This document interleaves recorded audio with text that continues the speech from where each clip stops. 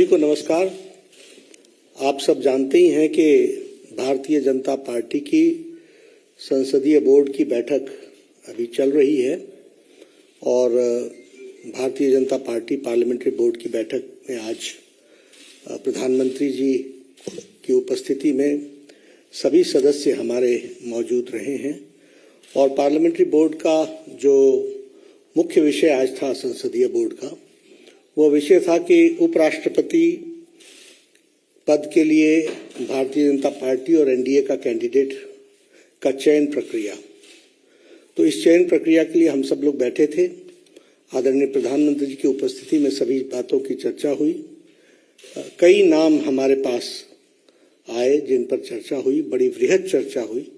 सभी दृष्टि से चर्चा में समाज की दृष्टि से, देश की आवश्यकता, बाकी सारी चीज़ों को देख करके सभी नामों पर बड़ा गौर किया गया। लेकिन सभी नामों पर गौर करने के बाद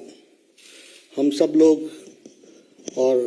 भारतीय जनता पार्टी की संसदीय बोर्ड इस निष्कर्ष पर पहुंची है कि उपराष्ट्रपति पद के लिए भारतीय जनता पार्टी और एनडीए के प्रत्याशी के रूप में हमारे किसान पुत्र श्री जगदीप धनखड़ जी को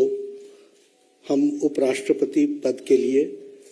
अपना प्रत्याशी के रूप में घोषित करते हैं। हम सब लोग जानते हैं कि जगदीप धनखड़ जी, श्री जगदीप धनखड़ जी, ये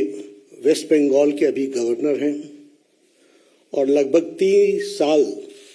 3 दशक तक सार्वजनिक जीवन में इन्होंने काम किया है। धनखड़ जी एक साधारण परिवार से, किसान पुत्र, एग्रेरियन परिवार से, किसान की भूमि से आते हुए अपने जीवन में सामाजिक और आर्थिक बाधाओं को पार करते हुए उन्होंने अपने जीवन में उच्च लक्ष्य को प्राप्त करने में और सामाजिक जीवन के रूप में देश की सेवा करने में कोई कसर नहीं छोड़ी है। जैसा मैंने बताया कि वो एक किसान परिवार को बिलोंग करते हैं और उनका लालन पालन झुंझुनू के एक डिस्ट्रिक्ट के गांव में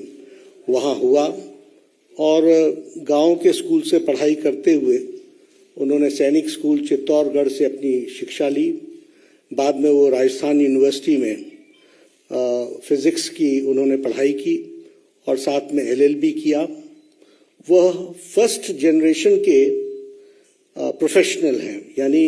वकालत के रूप में वो फर्स्ट जनरेशन में वकील बने और बहुत ही कम समय में उन्होंने अपने आप को राजस्थान हाई कोर्ट में एक सक्षम वकील, एक प्रसिद्ध वकील के रूप में स्थापित किया और साथ ही साथ सुप्रीम कोर्ट में भी उन्होंने अपना नाम एक वकील के रूप में स्थापित किया।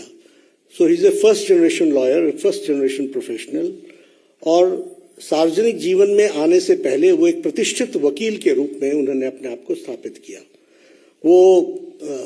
सुप्रीम कोर्ट में वकील थे जब उन्होंने पहली बार लोकसभा 1989 में झुंझुनू से चुनाव लड़ा और वहां से वो विजय हासिल की और बाद में वो